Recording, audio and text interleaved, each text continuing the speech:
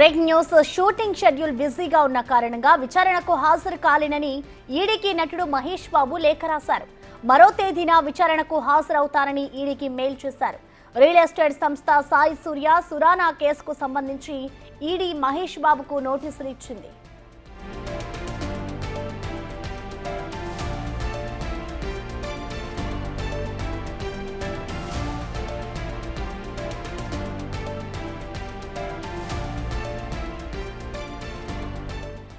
దీనిపై మరింత సమాచారాన్ని మా ప్రతినిధి రానా అందిస్తారు లైవ్ ద్వారా. రానా, చెప్పండి. ఇటు షూటింగ్ షెడ్యూల్ బిజీగా ఉన్న కారణంగా అయితే విచారణకు రాలేను అంటూ కూడా మహేష్ బాబు చెప్పుకొస్తున్నారు.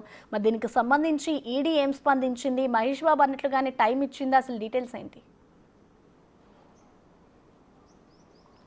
ఈ నెల 22వ తారీఖున మహేష్ బాబుకి ఈడీ అధికారులు నోటీసులు జారీ చేశారు. ఇవాళ సోమవారం ఉదయం 10:30 గంటలకి ఈడీ ఆఫీస్కి విచారణకు రావాలంటే కూడా వారు ఆ నోటీసులో పేర్కొన్నటువంటి నేపథ్యంలో ఇవాళ నోటీసులు ఆల్రెడీ తీసుకున్నారు కాబట్టి ఖచ్చితంగా ఇవాళ ఆయన హాజరు కావాల్సి ఉంది. కాకపోతే నిన్న అనూహ్యంగా ఒక లెటర్ని అనేది ఈడీ అధికారులకు ఆయన పంపించారు. దాంట్లో చాలా కొన్ని కీలకమైనటువంటి అంశాలను ఆయన ప్రస్తావించారు. ఎందుకంటే దాదాపు నెల రోజులకు ముందే కూడా ఈ షెడ్యూల్ అనేది కన్ఫర్మ్ అయిపోయింది.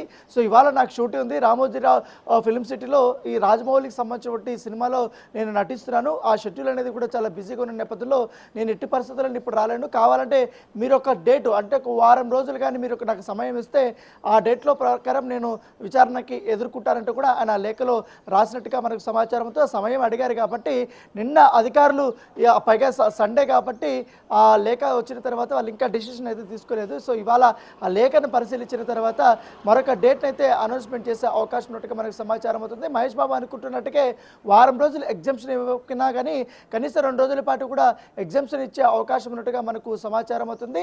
దాంతోపాటు ఆయన లేఖలో తనతో పాటు తన లాయర్లు కూడా విచారణకి అనుమతి ఇవ్వాలంటూ కూడా ఆయన రాసినట్టుగా మనకు సమాచారం అవుతుంది. దాంతోపాటు ఒక లాయర్ని అనుమతించే అవకాశం ఉన్నట్టుగా మనకు తెలుస్తుంది. ఎందుకంటే మనం చూసాం సాయి సూర్య డెవలపర్స్ సంబంధించిన అంశంలో కానీ సురానా గ్రూప్స్ సంబంధించినటువంటి వారు చేసినటువంటి ఫ్రాడ్స్లో, దాంతోపాటు ఈ అక్రమంగా వాళ్ళు ఆల్రెడీ అనేక కేసులు, సిబిఐ కేసులు ఉన్నాయి, ఈడీ కేసులు ఉన్నాయి, దాంతోపాటు బ్యాంకులకు వేలాది కోట్ల రూపాయలు ఎగవేసినటువంటి కేసులు కూడా ఉన్నాయి.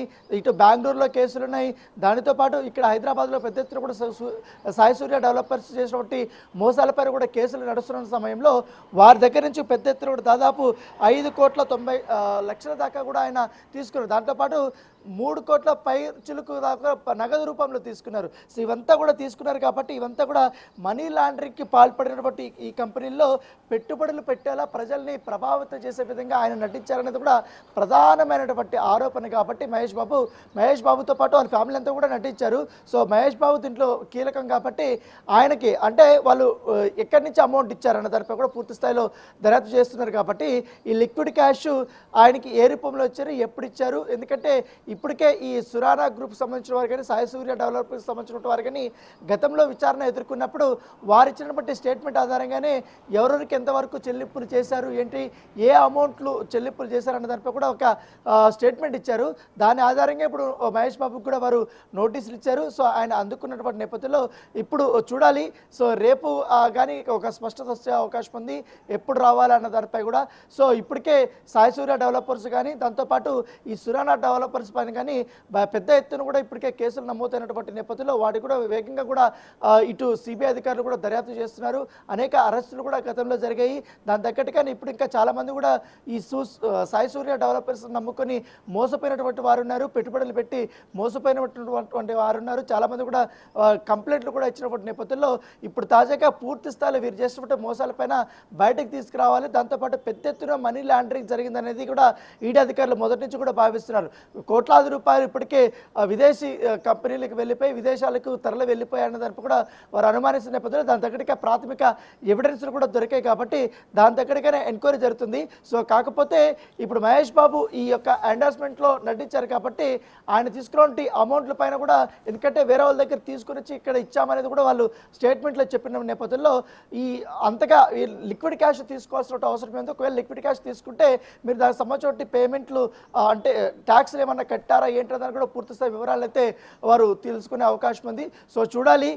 ఒకవేళ ఎగ్జామ్షన్ ఇస్తే మహేష్ బాబు ఈడీ అధికారుల విచారణకి హాజరైతే మాత్రం ఖచ్చితంగా ఈ కేసులో మరొక కీలక మలుపు జరిగే అవకాశం ఉన్నట్టుగా మనకు సమాచారం ఉంది. కాకపోతే నేను నటుడిని మాత్రమే నాకు రెగ్యులర్గా నాకు ఎండార్స్మెంట్లు చేస్తుంటారు, కాకపోతే వారు చేసే ఫ్రాడ్స్కి నాకు ఎటువంటి సంబంధం లేదంటూ కూడా ఆయన లేఖలో ఒక పార్ట్గా రాసినట్టుగా మనకు సమాచారం ఉంది.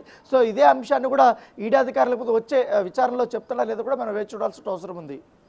రైట్ రానా, థ్యాంక్